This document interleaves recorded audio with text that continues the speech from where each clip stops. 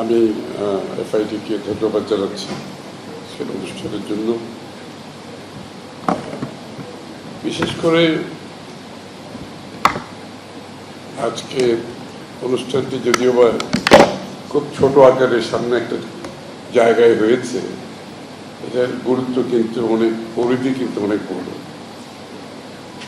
এবং যে কোনো দেশে এখন সামনের দিকে যদি এগিয়ে যেতে হয়, টেকনোলজি, ডিজিটালাইজেশন এর বাইরে গিয়ে এগোনোর কোনো সুযোগ নেই। এটা সার্ভিস ডেলিভারি বলেন, ট্রান্সপারেন্সি বলেন, কস্ট কাটিং বলেন, দৈনন্দিন জীবনে মানুষের জীবনে সময়ের সদ্ব্যবহার বলেন, সব কিছু এর মধ্যে অন্তর্নিহিত।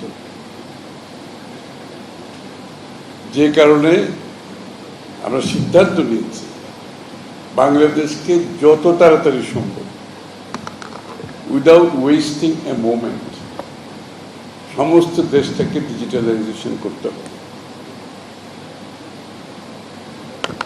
এর মাধ্যমে আমরা চাই বাংলাদেশের সাধারণ জনগণ, ব্যবসায়ী, পেশাজীবী, কৃষক, শ্রমিক সবাই এর আওতায় আসতে হবে। এটা outreach must be all the citizens of Bangladesh, all the citizen. আমি যখন বলি all the citizens, we mean all the citizens. এই জন্য আপনার বাজেটে খেয়াল করেছেন, আমাদের এলোকেশনে কিন্তু এভরিবডি ওয়াজ ইনক্লুডেড, এভরিবডি, কেউ বাকি নেই। আর্টিস্ট, সিঙ্গার পর্যন্ত বাকি নেই। গ্রামের যে একজন ওই যে আর্টিস্টরা আছে তারাও কিন্তু বাকি নেই। Everybody is included. এই যে ইনক্লুসিভনেস, আপনি খালি অর্থনীতিতে আনলে হবে না। এই যে মানুষের দুয়ারে সার্ভিস পৌঁছানোর ব্যাপারে যদি আমরা করতে না পারি, তাহলে কিন্তু এগুলো কোনো সুযোগ নেই। প্রত্যেকটি মানুষকে বাংলাদেশের অর্থনৈতিক বলেন, রাজনীতি বলেন, সমাজ বলেন, কর্মকাণ্ডের সাথে সম্পৃক্ত করতে হলে টেকনোলজির কোনো অল্টারনেটিভ নাই এই মুহূর্তে। তো এই জন্য আমাদের অনেক বড় প্রোগ্রাম আছে, আমি সেদিকে যাব না। এবং বর্তমানে আমাদের একটি টিম, আমাদের আইসিটি অ্যাডভাইজার সহ একটি টিম স্টোনিয়াতে আছে। আপনারা গভর্নর সহ বাংলাদেশ ব্যাংকের অনেকে ভাববেন স্টোনিয়াতে কি কাজ। Estonia is number 1 right now in the world. Amazing, অনেকে বিশ্বাস করবেন নাম্বার 1 ইন দ্য ওয়ার্ল্ড। এবং তাদেরকে সবাই এমুলেট করছে। আমাদের একটা টিম সেখানে গেছেন, আইসিটি অ্যাডভাইজার, গভর্নর, অন্যরা গেছে। কারণ এটার গুরুত্ব এত বেশি আমরা মনে করছি এই মুহূর্তে। একটি দিনও এখানে আর নষ্ট করার নাই আমাদের সময়। সুতরাং আমি আনন্দিত যে আমরা যা দেখেছি সেটা অনেক ভালো কাজ হয়েছে, কিন্তু যথেষ্ট না। আমি বলবো যথেষ্ট না। এটার ফার্দার ইমপ্রুভমেন্ট আমাদেরকে করতে হবে এবং কাভারেজ অনেক বেশি। আমি বলছি ব্যাংকারদের জিজ্ঞেস করলাম, আপনারা সার্ভিস দিচ্ছেন, আপনাদের কত পার্সেন্ট, কতজন আপনাদের কাস্টমারের কত পার্সেন্টেজ এই সেবাটা নিচ্ছে?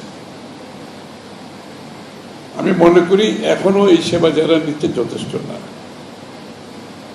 ব্যাংকের বলেন, ইন্স্যুরেন্সে বলেন, সব প্রতিটি ক্ষেত্রে যারা কাজ করছেন তাদের একটা কাজ করতে হবে। আপনি যে সার্ভিসটা দিচ্ছেন এটাকে যদি কাভারেজ বাড়াতে চান, যে লোকগুলো আপনাদের ভিজিট করছে 2টা অফিসার রাখবেন, তাদেরকে জিজ্ঞেস করবেন আপনি কেন আসছেন। এই কাজটা তো আপনি বাড়িতে বসে করতে পারতেন, কেন আসছেন আপনি? তার মাথায় অনেকের যে সারা জীবনের অভ্যাস রয়ে গেছে, আপনি যে লিভারেজ করেছেন টেকনোলজির মাধ্যমে, তার কাছে এখনো সেটার মেসেজ পৌঁছেনি। সারা জীবনের অভ্যাস, আমারও তো সেই অভ্যাস হয় না এখন। আমি সাধারণ মানুষের কথা কি বলব? সুতরাং আপনাদের প্রত্যেক জায়গায় অ্যাসাইন করবেন, যে লোকগুলো আসবেন জিজ্ঞেস করবেন আপনি কেন আসছেন। যদি এই সার্ভিস হয় এটা তো আমার অনলাইন আছে, অ্যাসিস্ট করবেন। কারো যদি অ্যাসিস্ট্যান্সের দরকার হয় অ্যাসিস্ট করবেন। দরকার হলে 2-3 জন অফিসার ইয়ারমার্ক করে রাখবেন যে আপনাদের কাজ হচ্ছে এইটাকে কাভারেজ বাড়ানোর জন্য অ্যাসিস্ট করা। তারা এই দায়িত্বগুলো যদি পালন করে তাহলে আপনার কাভারেজ বাড়বে। তাছাড়া অ্যাড ফেড তো দেবেনি। প্রত্যেকটা গ্রাহককে আপনি চিঠি দেন একটা, তো চিঠি দিতে তো অসুবিধা নেই, অ্যাট্রাকটিভ। ওই সরকারি কাজে চিঠি দিলে হবে না, চিঠিটা খুব অ্যাট্রাকটিভ হইতে হবে, সে দেখে বুঝতে পারবে যে এখানে তার কাজটা সে বাড়িতে বসে করতে পারে। একবার সিম্পল একটা ইয়ের ভাবে মানে এটা যদি করবেন জিনিসটা কাভারেজ হলেই আমাদের টার্গেট হচ্ছে আউটরিচ, সেবাটার আউটরিচ থাকতে হবে। সুতরাং এটা করতে হলে আপনারা যদি আউটরিচ না করেন, আমরা করে তো কোনো লাভ হবে না, এটা বেনিফিট পাবে না।